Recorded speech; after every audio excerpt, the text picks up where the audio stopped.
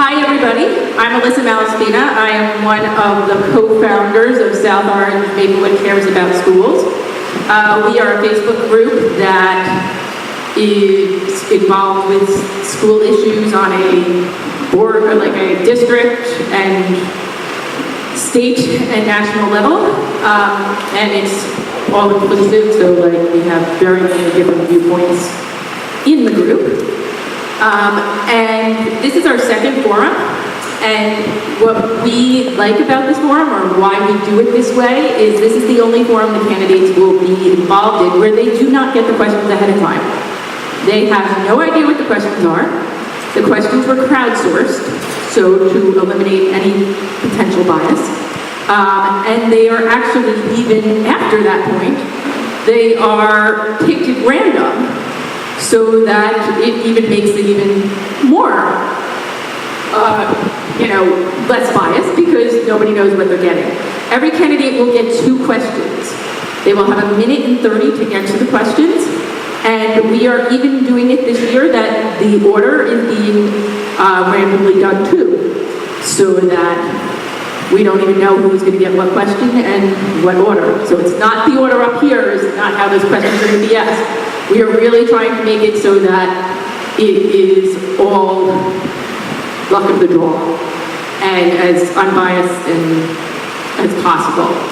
These questions have all been crowdsourced via Facebook and other means, and whoever is in the audience tonight has the ability right now to answer questions to ask questions. Other than that, they will have, I think it is 1 minute for an opening statement, and then we will randomly choose who goes order, and then 1.5 minutes for questions, and then they will have 3 minutes at the end for a closing statement / rebuttal of any questions that they hear discuss during the event. And I'd like to thank everybody for being here. I know it's a big group, so that is why we had to limit it to 2 questions, and sort of have done it in this manner. But I'd like to thank all of the candidates for being here and everyone for being here, and I'd like to thank our moderators. Is he mayor? I always get it wrong because I'm from South Orange, so I'm used to village president. So it's village president Gina Collum and Mayor Victorica. So who are moderating our debate, so we're going to thank them for their help in this manner too. And now I will give it to Sheena. Mayor, your home turf. Do you want to give a couple comments? Welcome to South Orange South.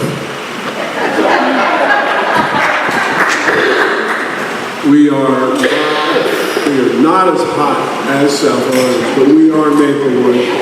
And you happen to be in the best downtown in New Jersey. So, we want to welcome you, and we know it's going to be very informative and exciting. I think the format's going to really generate a lot of conversation. Mayor, from the South Orange side, we know that if you lived in our community, it'd be even hotter than it already is. Just a note to the candidates before we start, I want to congratulate each and every one of you for taking this very big jump into the political sphere. I know that both myself and Mayor DeLuca have been through this.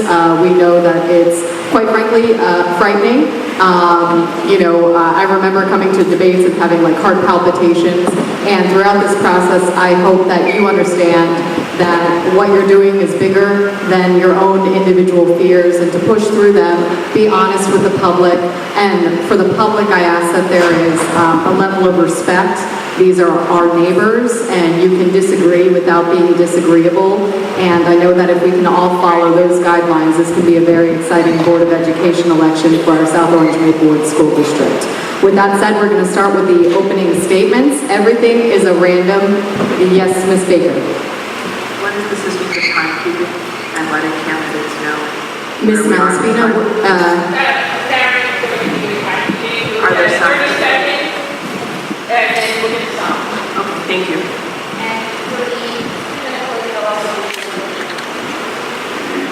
Okay, great. So everything is randomized. This is to start for opening statements.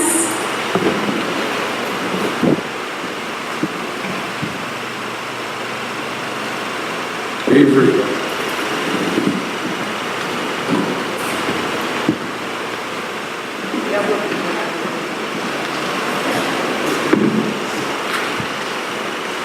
Hello. All right.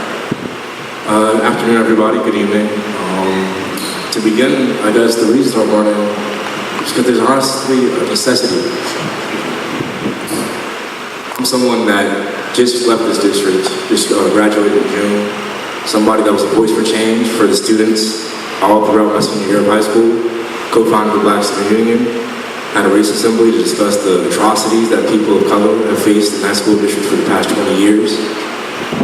And I think that one of the most important things is that a lot of people may say I'm just, this bright-eyed and bushy-tailed kid, but my eyes have become tired after viewing how students are treated by their school, robbed of their education. I think that a lot of people use their experience as a means to say that they should win, but what has that experience yielded us thus far? And by us, I mean the students. Thank you. Next up, we have Sheila. Hi, I'm Sheila Shitna. I'm a South Orange resident with 2 children in the school district. I helped found a preschool in Brooklyn called the Linden Tree Preschool. I was on the PTA at PS 321 as their communications VP and the co-chair of the diversity committee. All of this to say that I care very much about children's education and the public school system. I'm running for the BOE because I would like to see more transparency and some forward long-term thinking when we're talking about curriculum, access and equity, and communication.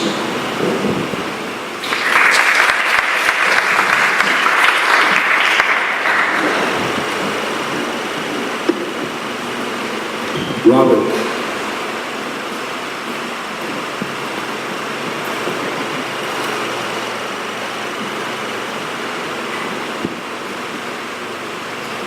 Hi, I'm Robin Baker, and it's really nice to be here with you all tonight. I look forward to telling you more, but right now I'm just going to highlight 2 quick facts that'll put my run into some context. One is that I served on the Board of Education back in the late 90s when we were a divided community around issues of diversity and best educational approach, very much like we are today. Back then we developed Seth Boyd Demonstration School. It wasn't a panacea, but it was a great start in its day. We can do things like that again, and I believe much more. Second, my husband and I have lived in South Orange for over 20 years. We love our community. Our daughter went K through 12 in the district and is now a senior out in California at Stanford University, living her dream. The encouragement and excellent education she received right here made that possible. However, every child, every dream should feel encouraged and lifted up by experiences in the school.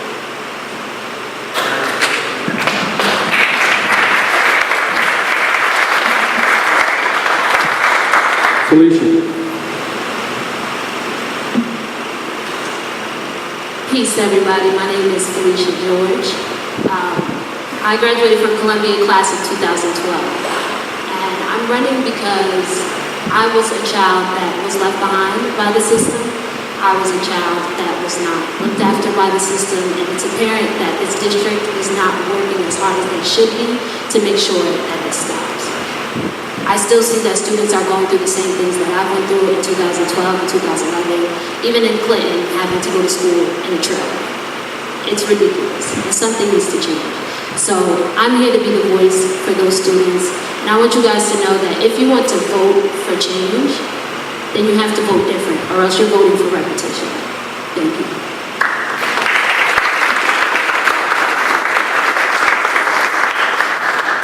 Shannon.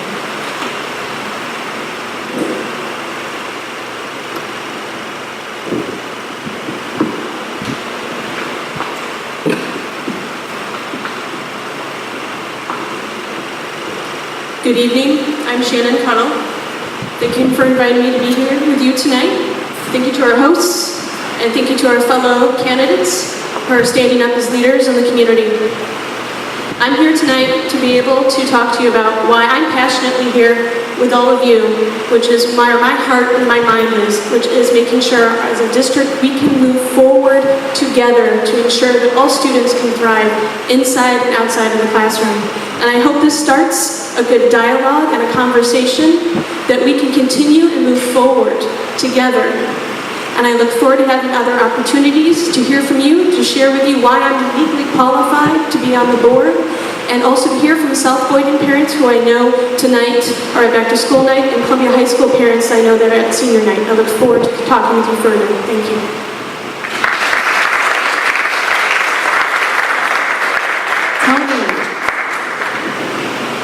Good evening, everybody. I'm happy to be here again, sitting with all of you, and this is actually rather incredible. It just really struck me. I want to thank everybody who took an interest in my campaign last year, and I felt energized and compelled to run again because of a message that resonated amongst many of you, it seemed to me, which is that a one-size-fits-all approach to educating all of our children is misguided, and it starves them of finding their strengths and their passions throughout their K-12 lives.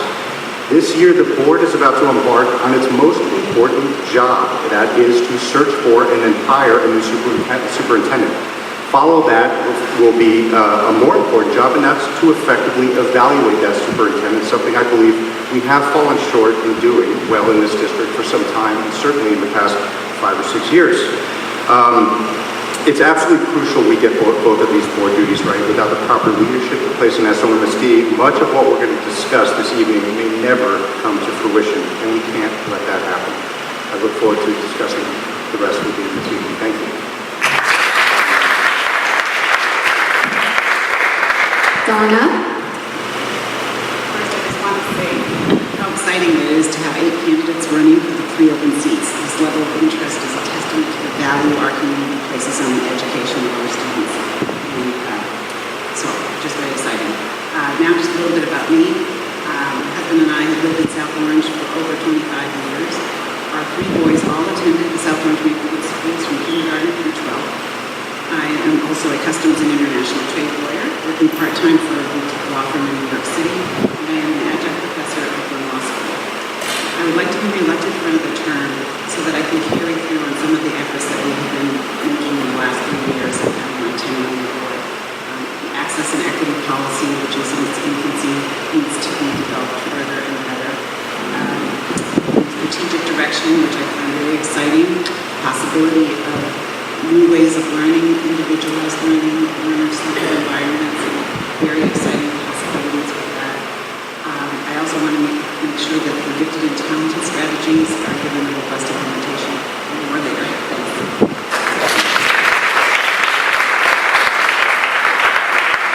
Elizabeth.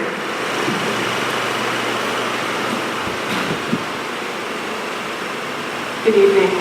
My name is Elizabeth Baker. Thank you all for coming tonight and for caring so much about our schools. For the last 2.5 years, I've had the honor of serving on the Board of Education. I've been president of the board since January of 2015, 1 year into my first term. I'm a labor lawyer by profession, representing immigrant low-wage workers. I've lived here in Maplewood for 15 years. I have 1 daughter at Columbia High School and a 2nd daughter at Maplewood Middle. I ran for the board 3 years ago because I wanted to be an agent of change. I want to make our schools welcoming and engaging for every single child that walks through our doors, and I wanted to make sure every aspect of the board's work and the district's work was focused on making that happen. Then and now, there have been forces at play that have impeded this work. External forces, such as what's going on in Trenton and now nationally with the Trump administration, and internal forces that we have to reckon with, including a culture of low expectations for men and children, and internal issues of bias that our community has grappled with for decades. We are engaged in the work of deep systemic change, and I look forward to the opportunity tonight to share more about it.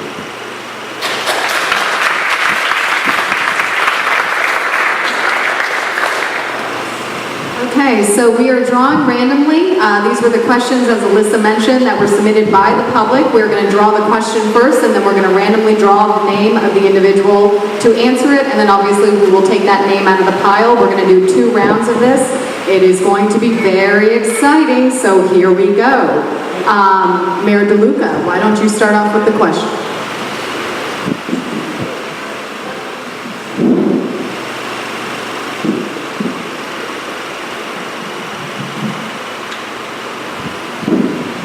What is your plan for integrating the elementary schools?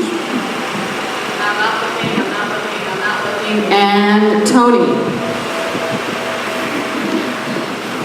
Like what's my favorite dessert, nothing like that. Well, I'm not necessarily running on a plan. I'm not sure that would be appropriate, but what I have been thinking about, obviously, is this problem that exists with integration, especially in our schools. My children happen to go to Tuscan, and it's very evident that that's necessary. We had a consultant who was paid to come in to look at redistricting, and they gave us 4 recommendations. One was to build more space, one was to renovate the space we have, one of it was redistrict, and the 4th one was innovate. Now, as much as I like to throw that word around, it doesn't help so much when they just give you that one that you come up with yourself. So where my mind goes, and I don't want to, put this out as an actual plan, where my mind goes is how can we do those 4 things at the same time in a holistic manner so that we're not going out and putting out one fire after another like I've watched us do it, like I've worked here and seen for a while.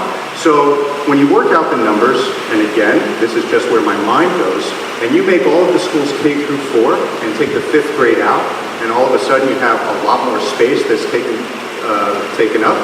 You can put one middle school as a 5-6 school, which is actually perfectly aligned to child development and brain research.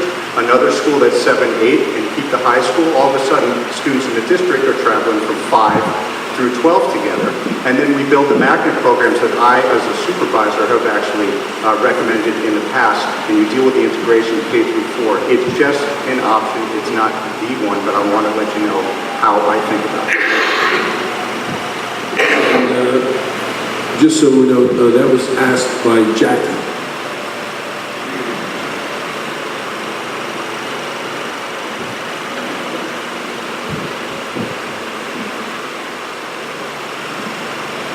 Okay, Rob asks, what is your position on strict observance of the 2% cap? This one's going to Sheila.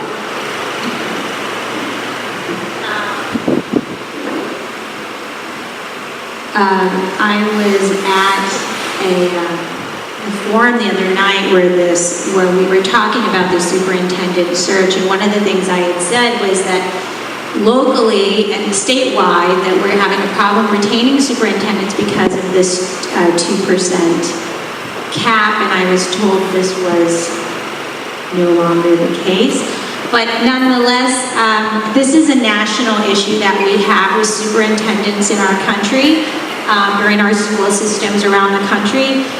This is now considered a short-term job. And so it makes the role of the Board of Education even more important in establishing consistency through these administrative changes. We see these with our principals a lot, and we accept it with our principals. We also need to accept them with our higher administration, our superintendents, so that when we do have a leader come in, we make sure that we provide stringent guidelines for them to follow. We have to make sure that they understand the needs of our town so that they really are there to supervise and direct the work that we already know needs to be done. So as far as the question, I'm not sure where I lie on that, but I do know that in this very important election where we are choosing a new superintendent, we need to be sure that they are somebody that really understands the issues that we are having in this town.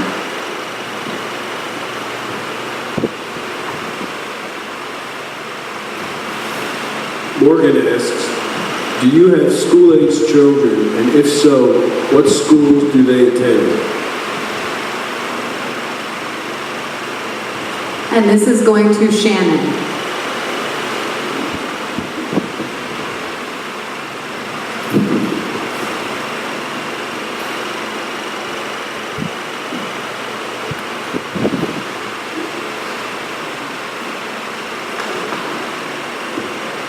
Hi, thank you. I do not have any children directly in our school district, but as an educator for over 20 years, I've had hundreds, if not thousands, of students and children in my life. I also have 3 children in my life I call my beloved minions. I love very much. And with that, I'm very involved in their life at school functions and after school functions. But what we really need to be talking about here is not who has children in the district or not. We need to be talking about the qualifications and what makes somebody uniquely qualified to be on the school board as a leader in our district. And for me, that is my background and experience with over 20 years doing educational policy here on a local and a statewide level and on a national level, not just advising school boards here locally, but also at the same time with dozens of school boards across the country. I've seen successful school board operations in school districts, and I have seen school districts meet many challenges. And I am somebody that has unique skill sets to bring to our school board to make sure that we can have all students thrive inside and outside of the classroom. Thank you.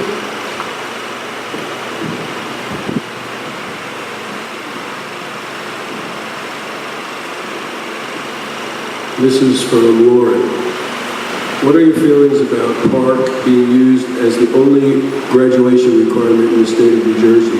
Also, do you feel it is appropriate to measure the district's achievement gap using PARC scoring? And this is going to Donna.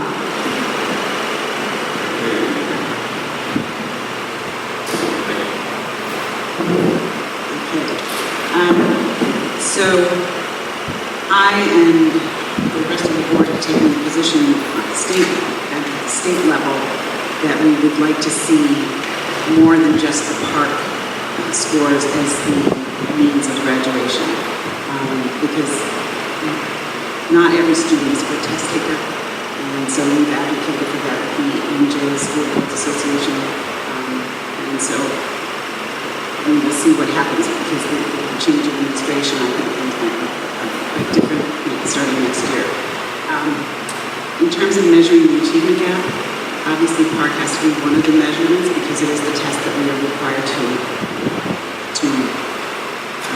administer in this district by the state.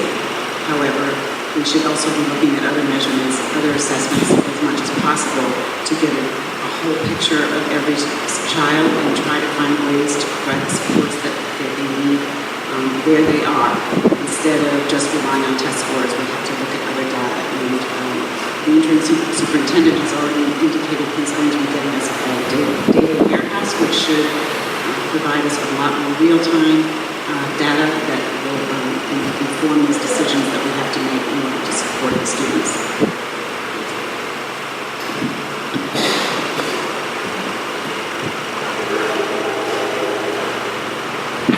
Mitch asks, we need a superintendent who will expect leaders to accurately assess the quality of instruction in their buildings.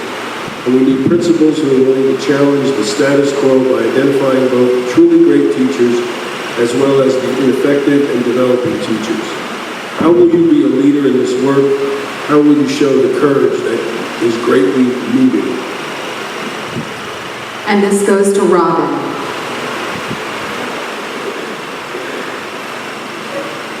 My feeling is that most leaders are not born. They learn to become leaders by watching good other people lead well.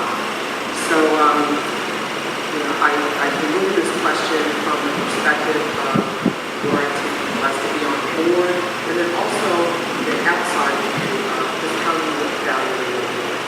Now, if I were to be on the board, how do you lead in this capacity? Given that the board's role is to set policy and then to choose a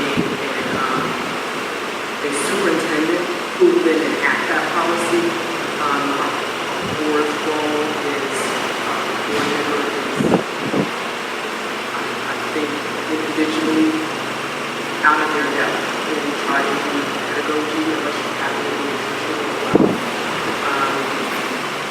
So being honest, transparent, clear, when we set our goals for the building managers, making sure that when we set our policy, making sure that it is implemented in a way that building managers understand how they're being measured, what's expected of them. Those are the things that make it possible for them to be good leaders. And then myself, having those conversations with other board members, never trying to jump over the head of our superintendent.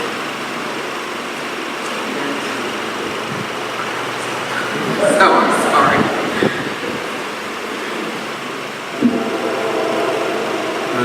Just want to remind all the candidates to put the mic as close to your mouth as possible.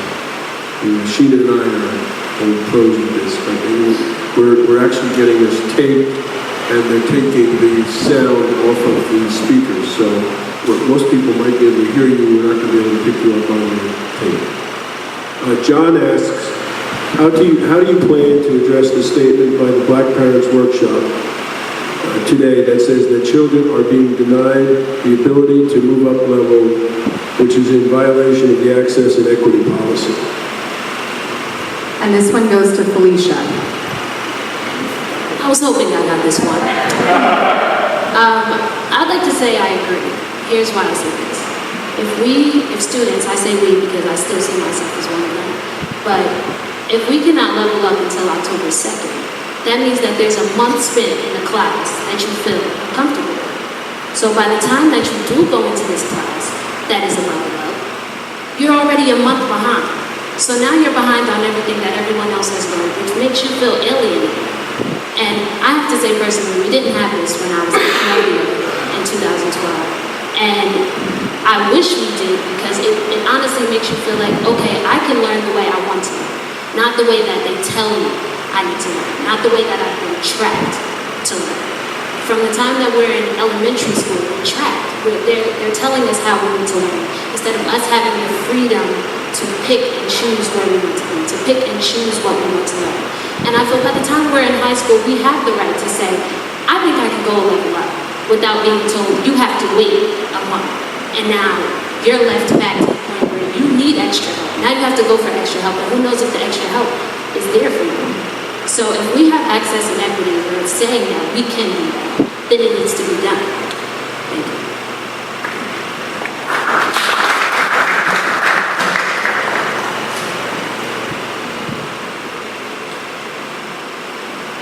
Anthony asks, please give Dr. Ramos a final grade for his tenure in the South Orange Maplewood School District with an explanation. And this goes to Elizabeth.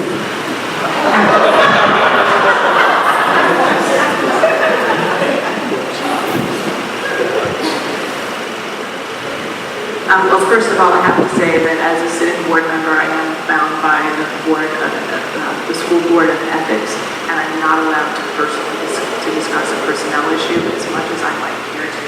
There have been certain documents that were made public on the SOMA BOE site that showed the board's evaluation of merit pay with respect to Dr. Ramos, and I think you can see from that document, we didn't share it, the county shared it, that there was actual critique of the performance. What I've done on the board, in the years prior to my becoming president, there was no evaluation of the superintendent.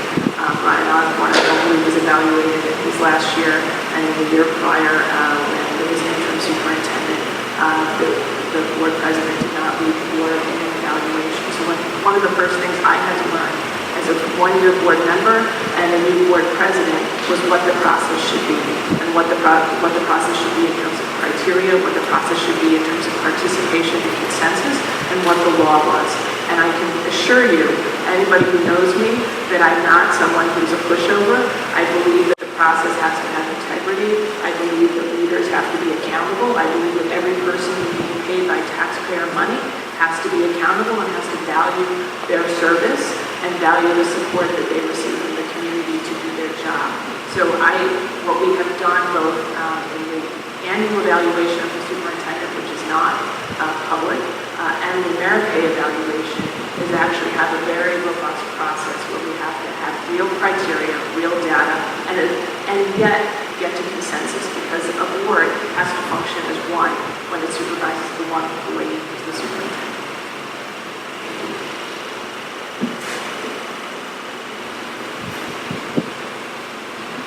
Steve asks, the Newark Board of Education is reportedly revising their curriculum to be more inclusive of LGBTQ history. Do you support the South Orange Maplewood Board of Education doing the same? And this goes to Avery. This is on, right? Okay. I'm in full support of that. I think that that's another marginalized group, not only in this town, but also in our current country climate, and that anybody trying to access their education, anybody trying to get their voices heard deserves that. And in all honesty, I think that the current answers up here, this is not what the question pertains to, have been a little plastic.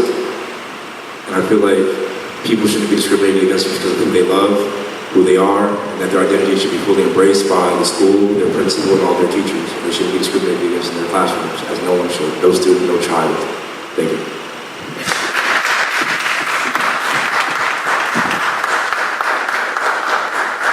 So we're going to switch roles.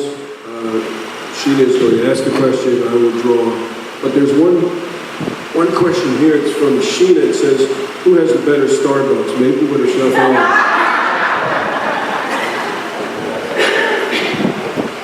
So that was fun. That was the first round, and we're going to do it again. And the first question to knock off, so it's like Vanna White, in a little house on the prairie dress.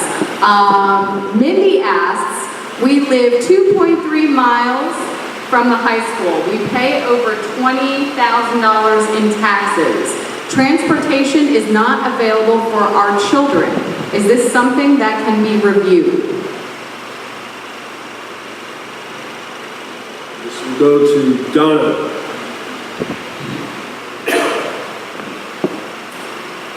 So, this is one of those tough questions. We would, of course, love to be able to provide transportation to anybody who lives far from their school buildings. Unfortunately, we face real fiscal distress here. We're going to have big shortfalls in the coming years.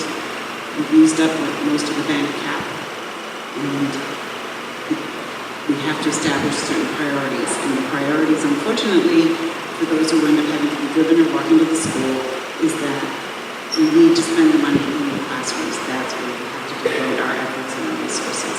And we try our best to accommodate students throughout the district in terms of transportation at elementary school level, but by the time they get to high school, it's not the top priority, unfortunately. So, and I know we all pay high taxes. You know, I've always been a supporter of the 2% tax cap. Last year, I voted for bank cap for the first time, only because the school district finally made the budget process more transparent and did zero-based budgeting. And instead of just bringing in the same line items from year to year, they actually said, okay, what is it we really need? And so I finally supported the district at this time. But we have to be very fiscally conservative. We have no choice with the 2% cap.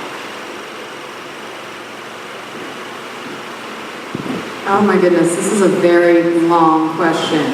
Kathleen asks, it is well documented that high school students are overstressed and underslept. Join the club. One particularly burdensome tax on these kids is the volume of homework they're assigned. A commitment to meaningfully reduce the amount of homework given to students, including assignments over the summer months, could measurably improve the emotional, psychological, and physical health of our high school students. And a plan to this effect costs no money to the district. What are your feelings about the amount of outside of school work that our high schoolers are expected to complete, and what will you do as a member of the Board of Education to address any concerns you have? This goes to Tony.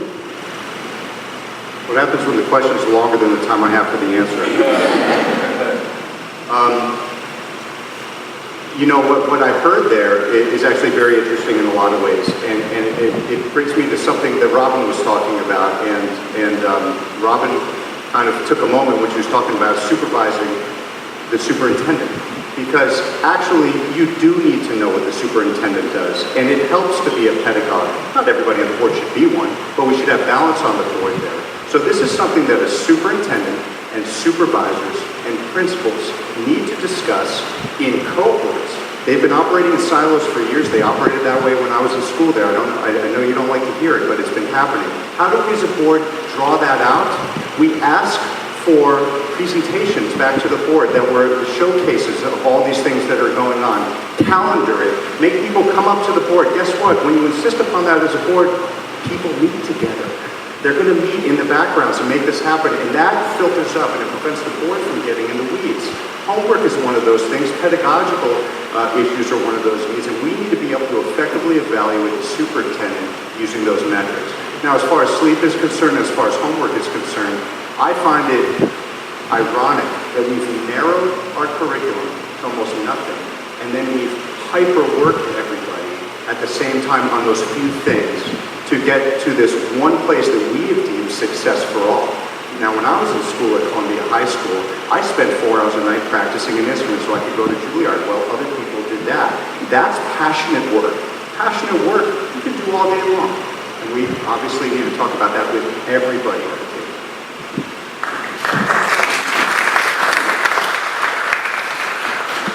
Linda asks, if elected to the board, what plans would you make and how would you implement further integration of all of our elementary schools? I feel like we've already asked that one. Yep. Uh-oh. All right. We're pulling again.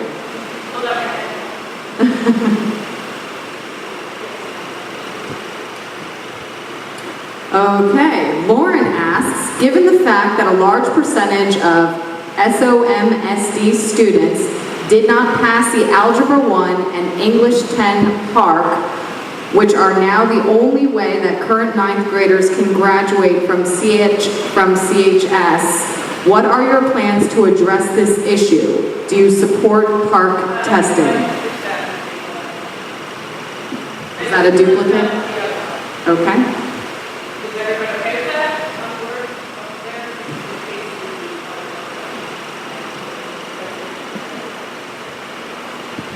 Danielle asks, what will next board members do to engage community members in conversations and elicit concerns? Elizabeth.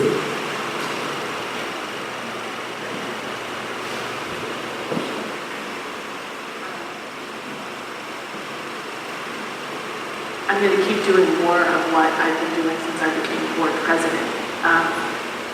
What we have done, I think an openness and feedback loop that have been valued by this board have been demonstrated not only through the strategic planning process, which began with the Education Summit and which brought together 100 of our community leaders and many more parents and stakeholders to provide input, but the board has been very consciously going out to community groups. We've increased the number of liaisons. We've been not only meeting with the President's Council, but offering to go to individual schools, to meet with PTAs and HSAs, to hear their concerns. Everybody who writes the Board of Education to the email address gets a response. There's no auto reply. It's an actual personal direct response if we can answer the question or address the concern. And where I'd really like to take it, in addition to having more dialogue at the town and using the town's processes, I know I've invited ourselves to present at both of your town meetings so that both community can hear Dr. Ficara and hear about the facilities work and other planning work that we're undertaking. But what I'd really like to do is, and I've asked, as you saw, Dr. Ramos, and now we're asking Dr. Ficara to find more ways to receive student input and to have our committees, particularly our curriculum committee, meet with students, hear their concerns, get their recommendations. Thank you.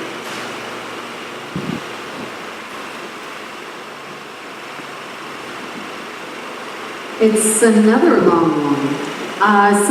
Sabina says, honors classes are a means for ambitious students to distinguish themselves by showing they are willing to do more academic work than is required for graduation.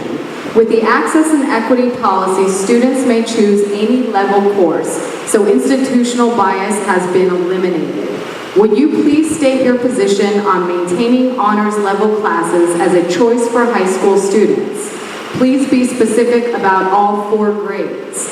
If you favor eliminating honors level classes, please explain what academic alternative means of distinguishing themselves you would create for students hoping to gain admission to competitive colleges.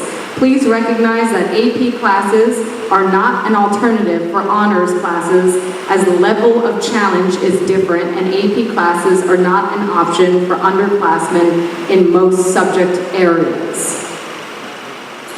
That's a handful. And it goes to Robin.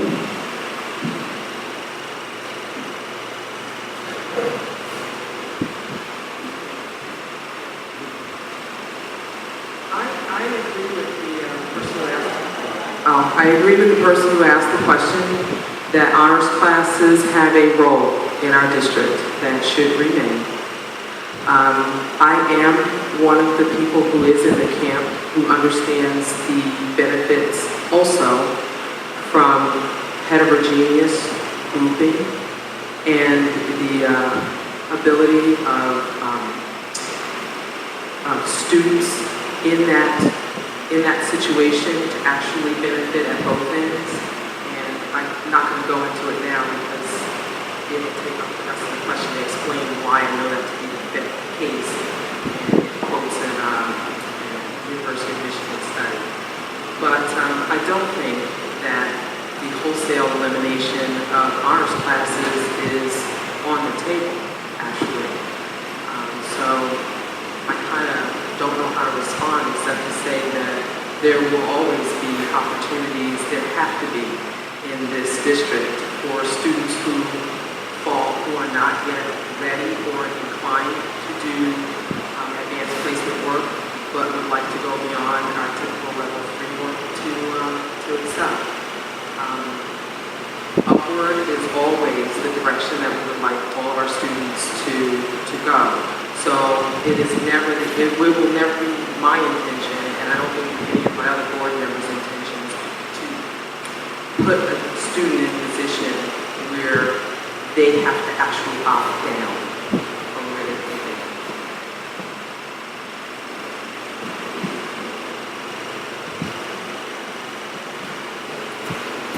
Joshua asks, can you give an example of something we as a district do well? Felicia. This is difficult. Okay.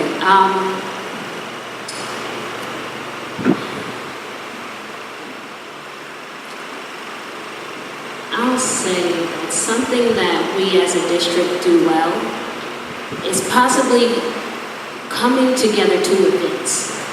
We do a great job at coming out if it's a cookout. We do a great job of coming out if it's a fair, if it's a festival, if it's fun. We all have a good job coming out. I've been to Freedom School events where no one comes, where I've seen 6 people come out. I've seen student events where only 5 people come out, 4 people come out. But when it's a festival and it's fun, everyone's here, everyone's ready to celebrate, everyone's happy, everyone's loving it as if nothing wrong is happening within our district. Our students need just as much support as we give to the town. We need to go out to these student-led activities. We need to go out and see what they're talking about. We need to see how they feel. Because at the end of the day, everyone that's here in this room right now is here for the students. And if we want to continue that kind of energy, we have to show up for them just as much as we show up for the fun.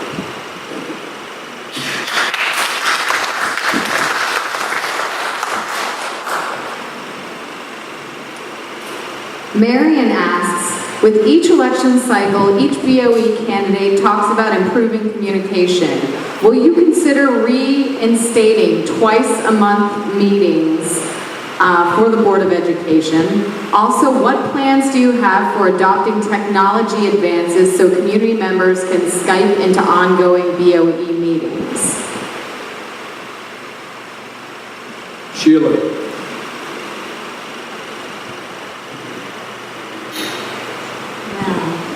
have very strong feelings about this.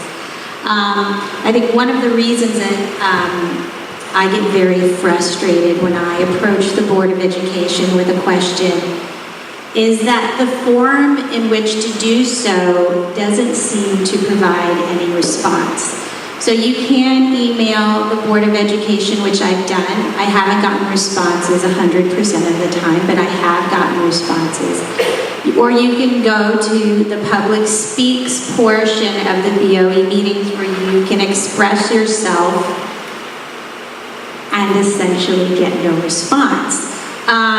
I think that one of the most important roles of the Board of Education is to connect the community with the administration.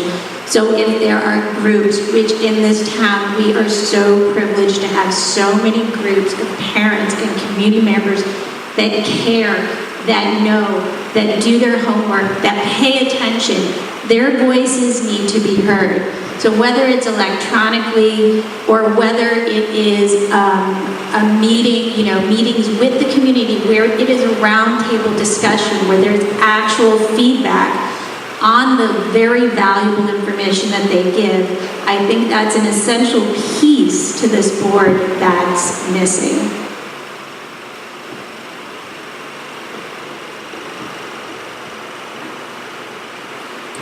Chris asks, what are your specific plans with the associated fiscal impact for handling needed and in many cases overdue maintenance improvements to existing infrastructure?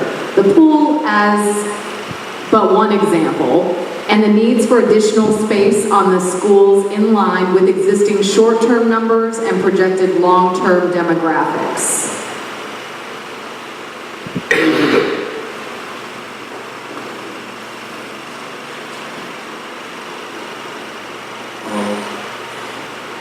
To start, I don't have a specific concrete plan.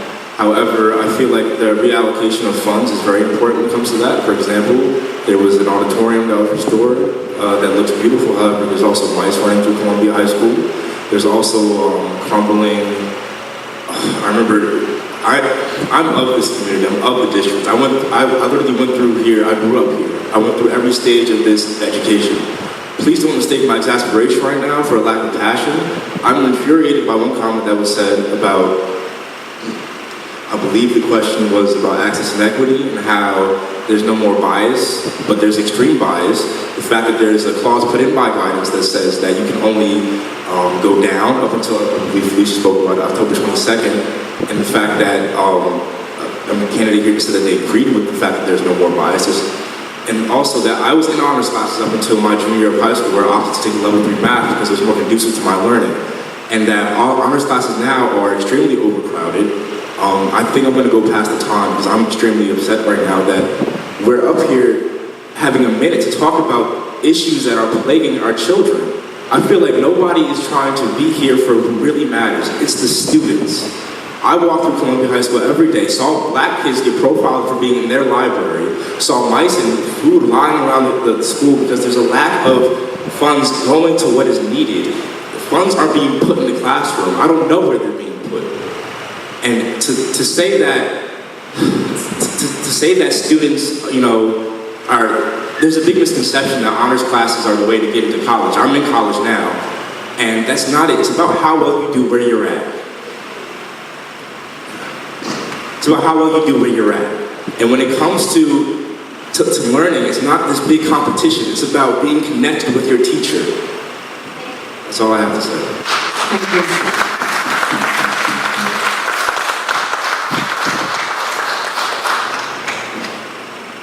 Steve asks, what is your position on leveling or de-leveling and why? Shannon.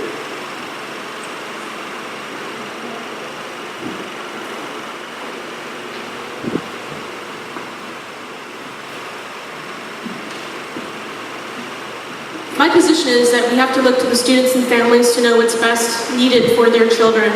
In the current state of where we're at right now, with the leveling situation, we do not have equal access and opportunity for all student learners, how it is currently implemented right now. We have to look at systemic change up and down, from the top to the superintendent, through our schools, through the principals, down to our classroom teachers. We have to look at what is working, what is not working, looking at evaluating best practices, and looking how we can make students thrive throughout the classroom community. We have to look at how our disparities in education, not just looking at the PARCC scores, not looking at data from every day, even our attendance, where students are not coming to school because they don't either feel successful, safe, or heard to learn in the classroom. This is a larger issue that is complicated and complex, and it needs a larger conversation, but I'm glad we're starting it now. Thank you.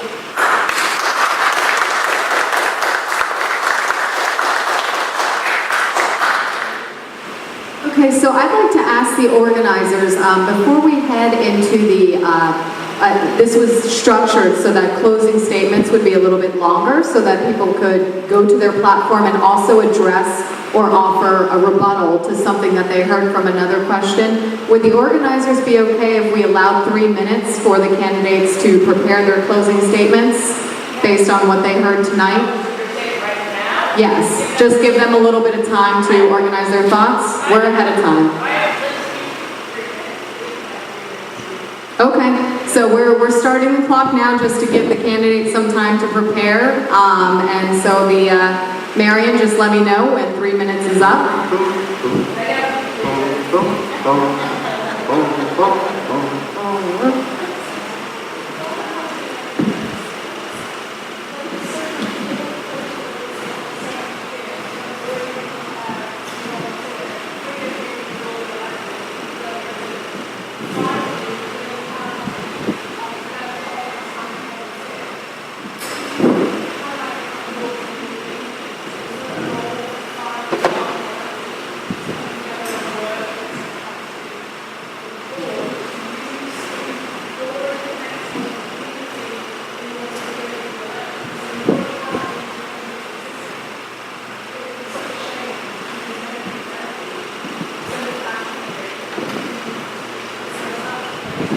Sure, we can certainly address that at the end of the debate.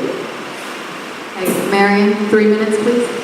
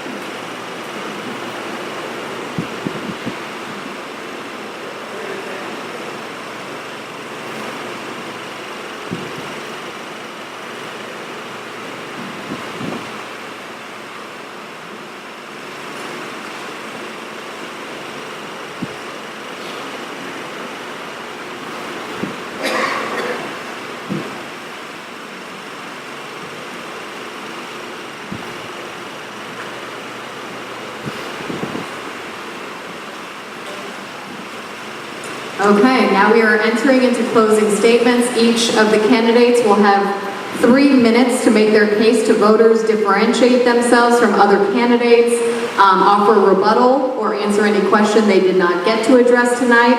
And with that, we are starting the final round. And the first speaker we have will be Robin Baker.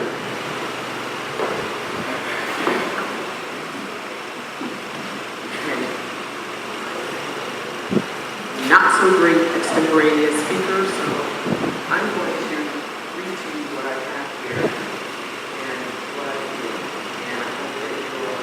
And I hope that you'll understand it, and that this is what I feel is important to address in the district.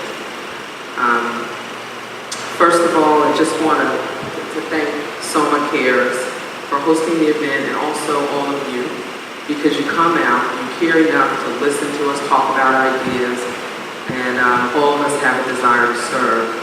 I'm happy to be living in a community where people really take their time to evaluate their candidates, really listen, go to multiple coffees, and just take the time to ask us and give us opportunities to address your concerns as well. For me, there are 3 basic concerns. We've heard 10 tonight, but there are 3 that I think have to be addressed in order for us to even begin to step forward on any of those. And they are equity, our realistic view of our budgetary constraints, and attitudes. I listed attitudes last, but I'm afraid I won't get to it, so I want to just highlight that. In my opinion, there are 3 types of people in any organization that's facing change. There are those who successfully become part of the solution. There are those who mean well, but inadvertently support the status quo. And then there are those who actively undermine progress. I personally want to be in the first group. Developing a collaborative spirit isn't easy, and there's no magic to it. You're not going to, a collaborative spirit is one that reaches out, that looks forward to sharing with people, that enjoys being asked the questions, that puts your phone number in that, because it used to be, our phone numbers used to be in the calendars that were home for everyone. That puts your phone number in that calendar and that is interested in hearing from people. I am that person, and welcome any of you to get my contact information. I don't feel like I've been able to give you a real view of what I feel and what I think, and hope that you will approach me, get that information, and give me an opportunity to answer some of your questions. But as I said, the attitudes are the things that have to change. That is going to spur everything, and that's only going to happen if people are held to account for how their actions impact other people. We all bring our biases to the table. Every single one of us has a bias in some direction. And I'm just going to finish up in 10 seconds, please. Thank you. All of us bring our biases. Most of us don't understand how our biases affect other people. That is a blind spot that has to be not only discussed, but it actually has to be corrected. Thank you.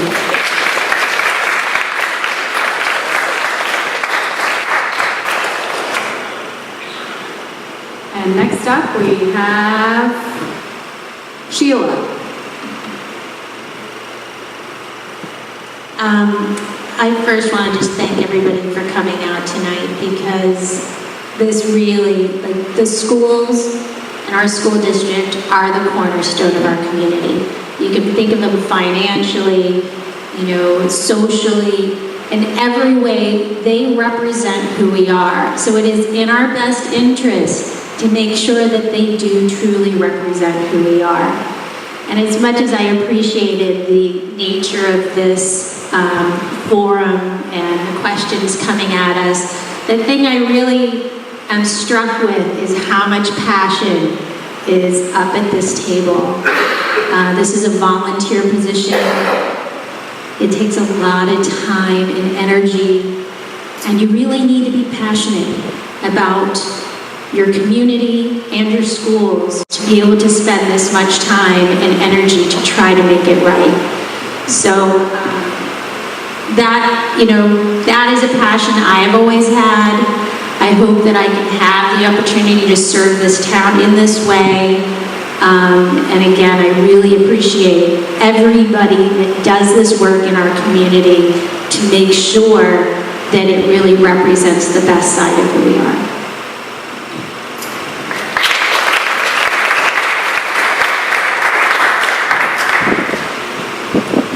Shannon.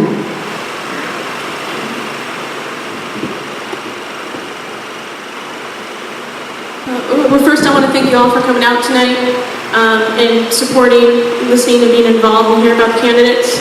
But before I actually get into more depth in my closing remarks, I do want to kind of lift up some concerns and conversations that I heard across the table tonight. One of which was in regard to a question that said that there are no instances where students are really prevented from being involved in high quality education in regards of being involved with honors classes specifically. I also really want to highlight and lift up some concerns that were said as well in regards to how we're addressing infrastructure issues. I really think that infrastructure is going to be something that we need to focus on moving forward. It's going to be a big thing. We're outgrowing our buildings and our facilities, and at the same time, we need to come together to figure out how we're going to address creating classroom environments that students can thrive in. If we do not have infrastructure that is solid, that is accessible, students cannot learn. And so one of the platforms that I'm running on is also talking about climate and culture. I firmly believe that climate and culture is a necessity for our district, that the climate and culture of our district, from the superintendent, from the school board, all the way down to our school principals and our teachers, we need to shift and change to move forward. And what I mean by that is that we need to really look at what's working, what is not working. We need to really look at best practices, policies, procedures, and really also need to look internal at ourselves to see what is working and not working with our district. And that means that we have to really be willing and vulnerable to say, yes, this isn't working, and look at ways that we can do to move forward. And doing that process is going to help us really try to create more of a bridge between the achievement gap by looking at accessibility within access and equity, and at the same time being able to build stronger student learners across the school curriculum. Thank you.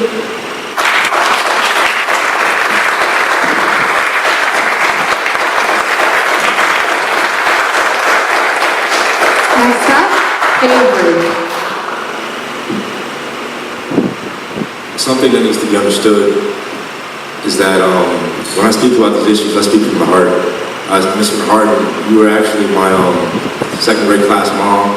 Ms. Malaspina, you were my principal at South Orange Middle School. So like I said, I'm of the district. And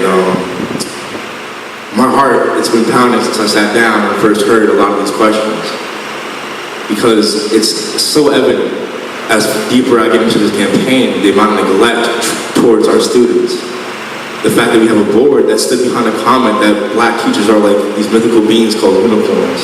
What is astoundingly not mythical is the lack of matriculation among students of color, how we treat the future of our community, of this world, like garbage, because the students that walk in and out of Columbia High School, South Orange Middle School, Maple Middle School, Jefferson, Marshall, every school in this district, we need to treat them like the future they are, like the beautiful children they are, and that they need to go into this world with their education as something of resembling a weapon against hate. Because there is an abundant amount of hate in this community, in the world, and it's going to combat them every step of their journey. But when we sit here and speak plastically about these issues, it's not helping at all. When you vote for the same people that have perpetuated these ills in our schools since they got elected the first time, it's not going to change anything. But if you vote for me, a student, you vote for Felicia, you vote for people that have an open mind about these things and want to convict change in this community, in this school district, then you're going to be you're going to take the first step to helping our children out against an institution that's held them back for so long. Classes are overcrowded, honors, and AP altogether, they're barred of people of color, and the best part of learning is learning from a diverse point of view. So when you only have a certain level or a certain demographic of people in certain classes, then you don't learn as well. So if I'm somebody that wants my child to get the most out of their education, I want them to learn about the different perspectives, about the different cultures, something I've only experienced so far in college. And not everybody has the amount of money to pay that price tag for college, so we should give it to them in high school. We should give it to them at every level. and we should help them. We shouldn't hold them back anymore. And that's what we're doing here. Thank you.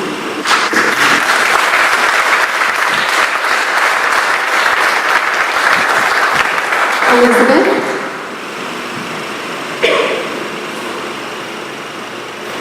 So, thank you again for your time and your concern and your interest in our schools. There's a lot at stake in this election. Those of you who've lived in our community for a while know that one of the reasons we have not achieved equity and we have not achieved a positive, supportive climate for every student in our schools is because our community has been ambivalent. And from board election to board election, the mindset of the board, the will of the board has gone back and forth. It's been a pendulum swing. And I'm very proud of the fact that for the last 2.5 years, despite individual differences among board members, that we have been able to maintain a unified focus on equity, on improving school climate, on accountability, and deep systemic change. And we're able to do that because the community, despite anxiety, despite frustration that it can't happen fast enough, we would have liked it to happen 10 years ago or 20 years ago, the community has the will to do it. And you need to make sure that you're electing a board that will stay the course. And staying the course requires changes in mindset in our district, it requires deep changes in our operations, and it requires changes in our pedagogy. We need to both address legacy issues in our pedagogy while also responding to a rapidly changing world and educational needs of our children. I think there are 3 areas that the next board must focus on. First, ensuring educational opportunity for every child. We've started at the policy level. I'm very proud of the access and equity policy. I helped write it. I wrote the Section 504 policy, as many of you know. The placement policy, I helped lead along with the input of members of the Black Parents Workshop and other community leaders. And we were one of the first districts in the state to adopt a transgender student policy. But policy is the beginning. It's the work of changing the schedule, of changing the curriculum to ensure equity, of having the cultural competency plan not only for the staff, but for the board. Having these discussions in the community. This is the work that needs to get done for change to happen. It's not like we write a policy and poof, we've changed our reality. It requires persistence, it requires focus, and it requires the ability to lead and to maintain unity and cohesion despite anxiety, despite frustration, and despite differences of opinion on individual issues. We have to take a long game. We have to be urgent about it, and we have to value the here and now of every single student because no student should have a minute wasted in our schools. But we have to be serious, we have to be diligent, and we need to stay the course. And I hope you will elect me, I hope you will elect Robin. She's been a committed leader and a principal leader in our community for nearly 2 decades, and I appreciate your support. Thank you.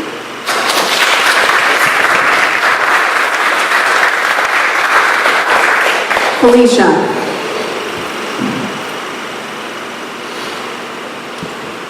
So I'll start this with telling you guys a story. My 9-year-old nephew, who goes to Clayton Elementary School, came home one day and told me that his teacher told him he had nappy hair, and that all the students in his class laughed and called him nappy-headed for about a week. 2 weeks after that, he comes home and says that the lunch attendants told him he has the poor lunch because my brother forgot to put money into his lunch account. These are the problems. When he told me those stories, I thought back to when I was in Columbia and I was in South Orange Middle School and elementary school, and I'm just thinking, there have been so many times that has happened to me, and it's blown my mind. So we have to step up as a community, and we have to fight for the children, because they don't 100% know what's happening to them. And if we keep ignoring everything that's happening, and we keep acting like it's so normal, they're going to grow up and they're not going to have the knowledge. Because I did. I graduated in 2012 having no knowledge. I had to teach myself. There's a difference between getting taught at and being taught to. I was taught at, not taught to. I was never taught about what I could be, who I could be, what I could do. I was in level 2 and level 3 classes where everyone who I was with looked just like me for years. I was never told I could do better. I was never given the necessary things that I needed to further my education. And honestly, if it wasn't for Mama Wright, I probably wouldn't even know that I could be a woman, I could be black, and I could be powerful. I would not know at all. So we need to fix what's going on in the school system. We need to fix the administration. I've had teachers tell me that there's no need in teaching, that I can just sit down and be quiet if that's what I choose to do. That's an issue. That's a problem. We can talk about budgeting, we can talk about all these other things anytime, but the problem is what's happening to our students. We need to remember that we have to put them first, or no one else will.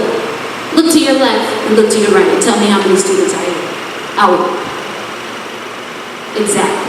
There are none here. Maybe one, maybe two. Why don't we open these events up to them? Why don't we make them more student friendly so we can hear from them? You guys don't even know the stories that are going around town about what students go through. You need to come and listen. There are open mic nights where students are pouring their hearts out, crying, and no one knows what's going on. I've seen 6 security guards in Columbia High School on one student. I've seen 6 police officers in the street on one kid. I'd love to know the difference. There isn't. Are they policing us from the outside, or are they policing us for ourselves? What's the real danger? Thank you.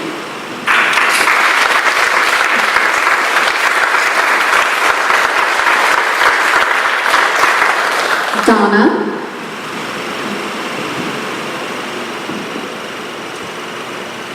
I too would like to thank everybody for coming out and listening to us tonight, and hope that you've gained a little insight, although with so many candidates, it's hard for us to all get our points of view out. So I'll just briefly summarize some of the main reasons why I'm running and what I hope to accomplish. First, climate and culture. We've heard a lot about that tonight, obviously. Students, teachers, and parents have all expressed deep concerns with the climate and culture in our schools. We must work together to establish meaningful dialogue that allows all parties involved to feel trust and build understanding of all points of view. I believe that everyone wants to do what is right, but it involves hard work and open minds on everyone's part.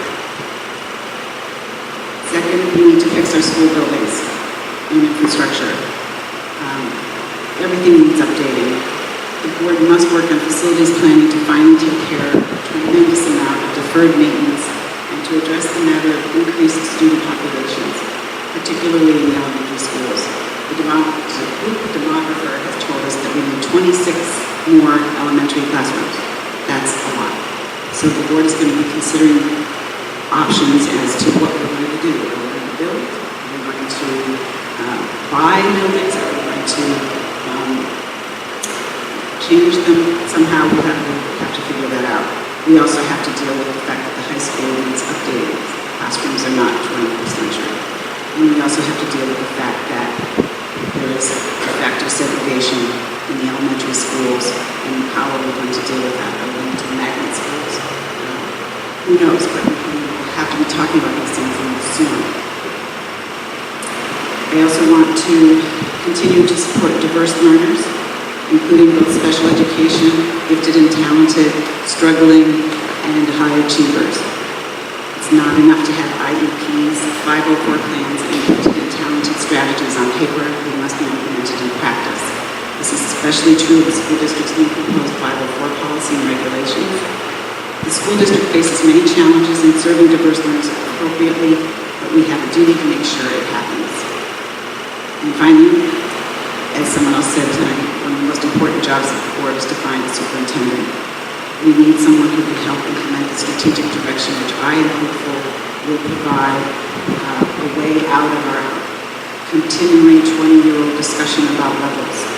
If we can adopt individualized learning and really have every student be supported to go at his or her own pace to the level of rigor that he or she wants, I think maybe we can resolve some of the issues that we've been dealing with in this district. And so that is my hope. Find a superintendent who can truly take that challenge on and do it.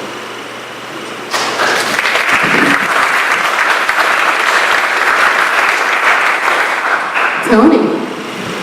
Well, thank you for coming out. This was a little unwieldy, and I hope that perhaps we can speak after this, or you can invite me to your homes at some point, and we can continue to discuss. A few things I heard up here. First, Donna spoke for the board, so she said regarding the park. And look, park is flawed, and it's why most of the other states have dropped it, while we instead have contorted our curriculum and services, abandoned rich and meaningful programs in the spirit of closing the achievement gap, and that is not a service to all students. Luckily, we're one gubernatorial transition away from ending this. I also want to say that it's very interesting. You know, I'm an associate dean at a state college at Montclair State University, and we have abandoned SAT, ACT, along with a consortia of thousands of other colleges, because we realize that these tests are not a measure of a student's success in college and beyond. And we need to stop working in a bubble, K through 12, and do that. Look, we're all activists in this town. We've heard it. We're activists about state aid reform. We're activists about social and racial justice. We're activists when somebody builds a Starbucks in Maplewood. But all of a sudden, when it comes time to educating all of our children and hyper-standardization, we kind of sit back and I'm hearing, you know, that's just the way it is. I guess we're going to have to wait for that. No, we don't. We need to be voices. We can do what other boards have done and draw resolutions, at least in spirit, against these things. That's what these towns are about. The budget is tough, but the budget does not mean that we cannot creatively schedule in our schools. I heard Felicia talk about waiting until high school to have a choice. You don't have to wait until high school. K through 8 is a magical age, and we have gutted what we offer all of our students, and they have to drudge through a mediocre experience K through 8 until they get to high school. We can do better than that here, and we have done better than that. Dr. Ramos is great. I think that it was very interesting. We haven't heard his name this evening, and it is very important that we get this next hire right. We've had 5 superintendents in 10 years. This is crucial. You know, a lot of cultural competency that we hear, how do we maintain a sterile, narrowed, one-dimensional system that celebrates a very tiny number of pathways to what we deem success, and then say, now we're going to insert cultural competency, now we're going to insert equity, now access, now opportunity. We can't do it that way. Of course we need PPE and we need other things like that, but we need students to play with each other at a young age. We need them to sing songs from around the world at a young age, play music together, cook together, and learn about other cultures through that, collaborate together, build things together. I know the answer, I have seen the answer, and it's why I, just like Avery, am busting at the seams with passion, because we can do that here. If we can't do it on our 2 towns, everybody, I really don't think it can be done. But we can, we need to, and we need to take a look at how we got here, and I hope that I get to speak with you a little more longer than that next time. Thank you.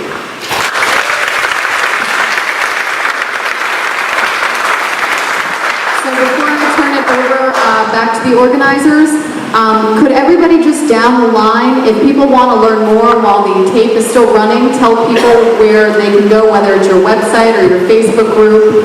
Elizabeth, can you start off for people to learn more, where they go? The best way to learn more about the Baker and Baker team is BOE2017.com. And we also have a Facebook page that can be accessed through there. Very happy to get my personal email if anybody wants to have a direct conversation following tonight's event. Thank you. My running mate covered the website and the page, and my personal email address is johnsonbaker27@yahoo.com. And anyone who wants to write me there, or if anyone in the audience would like my personal number, you can talk, or would like for me to stay for a few minutes after this, I'd be happy to fill in the gaps for you. Thanks. I look forward to continuing the conversation. You can find me on Facebook at Shannon Cuddle for Board of Education. There you'll also find links to be able to get on the website and other additional resources. You can also find me online as Shannon Safe Schools Cuddle. Send me a message. I'm happy to chat, and inbox me anytime. I look forward to communicating with you. Thank you. You can find further updates from me on Facebook at Felicia George, F-E-L-I-S-H-A, something like CIA. It's F-E-L-I-S-H-A. And Avery and I actually have a video up there now stating how our time in Columbia was our time in the district. So it would be lovely if you can watch that. As well as a Facebook series I have called Maps on Chain, where I speak to students who will be currently in CHS and have graduated on their experience. Hopefully my volume of passion tonight is not maybe unapproachable to some of you. You can reach me at averyjulian17@gmail.com. That's averyjulien@gmail.com. Felicia and I will also have a website up soon. If you can find information on that, I believe on the Black Parents Workshop website. Thank you for sitting and listening. I look forward to hopefully meeting some of you here and sticking around in a little bit. My website is, well, you'll never be able to spell it, but if you attempt to on Google, Mazzocchi BOE 2017, you're probably going to find it. Last year, I dipped into this race as an independent. I don't have a large machine behind me, so actually this year I'm going to do something I didn't do last year and ask you for your help. I do need help, and I do need help getting the word out there. If this resonates with you at all, please, I'd love to speak to you. I didn't ask last year, and I'm asking now. Thank you for being here. Hi, my website is donnasmith2017.com, and you can find me on Facebook too. I'm happy to talk to any of you about any issues that concerns you have. And I haven't created it yet, but hopefully this weekend I'll put up a Facebook page. You can always email me at shidnia4boe@gmail.com, and the Facebook page will be the same, shidnia4boe.com, or Facebook. All right, thank you all for coming out tonight. Thank you all for coming out tonight. I'm impressed with the crowd. We didn't know how many to expect. And it is broadcast live on our Facebook page. So it was broadcast live and then will be archived there so you can watch it there. And then Joy is recording it and it will be up in like the next day or two. Yes, and we'll put it on our page, but I think the Village Green will also be putting it out too because they are watching it as we speak. So I'd like to thank all the candidates for coming. It was a great little forum, and I would like to thank the mayors and village president, because you can't say mayors.